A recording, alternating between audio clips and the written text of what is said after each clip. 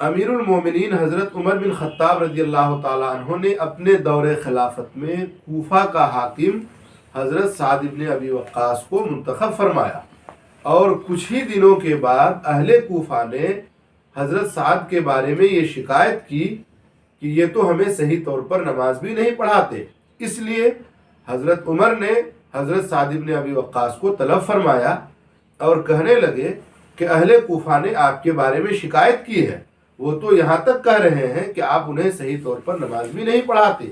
حضرت سعد بن ابی وقاص کہنے لگے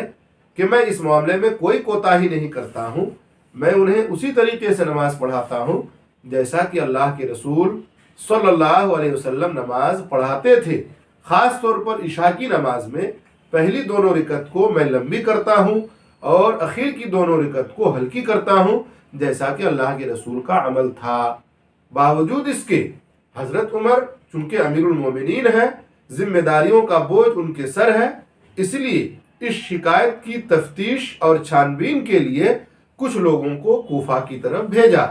تاکہ حضرت سعد سے متعلق ملی شکایت کے بارے میں تفتیش و تحقیق ہو سکے، اس لیے کہ حضرت عمر کو پتا تھا کہ یہ کوئی عام انسان کی شکایت نہیں ہے، ایک جلیل القدر صحابی ہے، عشرہ مبشرہ میں ان کا شمار ہے، اور اللہ کے نبی صلی اللہ علیہ وسلم نے جنت کی بشارت انہیں حیات ظاہری میں عطا فرمائی ہے۔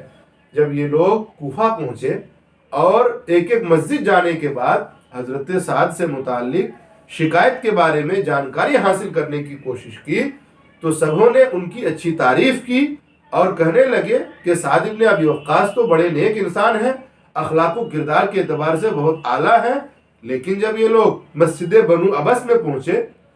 ایک آدمی کھڑا ہوا اور کہنے لگا جب آپ لوگوں نے اللہ کا واسطہ دے کر ہم سے پوچھا ہے تو سنیے، سعد بن ابی وقاص جہاد میں نہیں نکلتے ہیں، مال غنیمت صحیح تقسیم نہیں فرماتے ہیں، فیصلے میں عدل و انصاف سے کام نہیں لیتے ہیں۔ حضرت سعد بن ابی وقاص کہنے لگے اے اللہ، اگر یہ انسان جھوٹا ہے، ہمارے خلاف نام و نمود کے لیے کھڑا ہوا ہے، فَأَطِلْ عُمْرَهُ وَأَطِلْ فَقْرَهُ وَعَرِّزْهُ لِلْفِتَنِ، اے اللہ اس کی عمر دراز فرما دے اور اس کو محتاج بنا دینا اور اس کو فتنوں میں مبتلا فرما دینا۔ حضرت سعد بن ابی وقاص کی دعا اللہ کی بارگاہ میں قبول ہو جاتی ہے اور وہ انسان اس قدر بوڑھا ہو جاتا ہے، اتنی عمر لمبی ہو جاتی ہے کہ بڑھاپے کی وجہ سے ان کی بھویں ان کی آنکھوں پر لٹکتی ہوئی نظر آتی ہے، وہ گلی کوچوں میں لڑکیوں کو روکتا ہے اور ان کو روک کر ان سے شہوت انگیز باتیں کرتا ہے اور محتاج و قلاش بن کر زندگی گزارنے پر مجبور ہوتا ہے،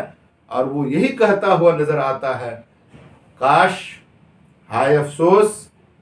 مجھے سعد بن ابی وقاص کی بد دعا لگ گئی ہے۔ لہٰذا اے قوم مسلم، امام کے خلاف پروپیگنڈا مت پھیلانا، امام کو امام سمجھنا، امام کے خلاف مسجد میں آ کر بکواس نہ کرنا، امام کے بارے میں غلط خیال نہ رکھنا،